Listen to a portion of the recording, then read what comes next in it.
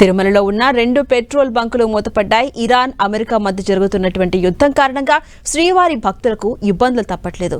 తిరుమలకు పెట్రోల్ సరఫరా కాకపోవడంతో 2 పెట్రోల్ బంకుల్లో నో స్టాక్ బోర్డులు దర్శనమిస్తున్నాయి. దీంతో వాహనదారులు తీవ్ర ఇబ్బందులు పడుతున్నారు. తిరుమలలో పెట్రోల్ కొరతకు సంబంధించి మరింత సమాచారం మా ప్రతినిధి శ్రీనివాస్ అందిస్తారు. పుణ్యక్షేత్రం తిరుమలలో పెట్రోల్ కొరత ఏర్పడింది. గల్ఫ్లో జరుగుతున్న యుద్ధం కారణంగా తిరుమలలో పెట్రోల్ బంకుల్లో పెట్రోల్ కొరత ఏర్పడింది.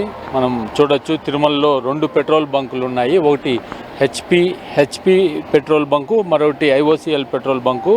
వీటిలో ఇవాళ ఉదయం నుంచి కూడా పెట్రోలు లేకపోవడంతో మూసివేసిన పరిస్థితి. అంటే తిరుమలకు నిత్యం కూడా 8 నుండి 9 వేల 4 చక్రాల వాహనాలు, అంటే కార్లు కావచ్చు, ఇతర జీపులు, ఇవన్నీ కూడా వస్తుంటాయి.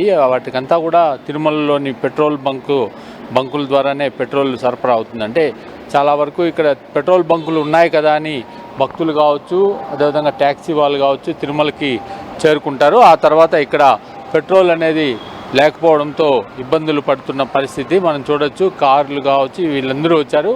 ఒక సిఎన్జి మాత్రమే ఇప్పుడు ఈ పెట్రోల్ బంకులో అందుబాటులో ఉంది. అంటే వచ్చిన భక్తులకు పెట్రోలు, డీజిల్ అనేది లేకపోవడంతో ఉన్న వరకు కూడా సిఎన్జి వాహనాలకి సిఎన్జి పడుతున్న పరిస్థితి అయితే ఉంది. ఇటు ద్విచక్ర వాహనాలకు కూడా ఇక్కడ పెట్రోలు లేకపోవడంతో కాస్త ఇబ్బందులు ఉన్నాయి. అంటే ముందుగానే పెట్రోల్ అయిపోతుందని కొంతమంది ప్యానిక్తో ట్యాంకులు ఫుల్ చేసుకోవడము, క్యాన్లు తెచ్చి పెట్రోల్, డీజిల్ పట్టుకెళ్లడంతో తిరుమలలో ఈ పరిస్థితి తలెత్తిందని చెప్పుకోవచ్చు.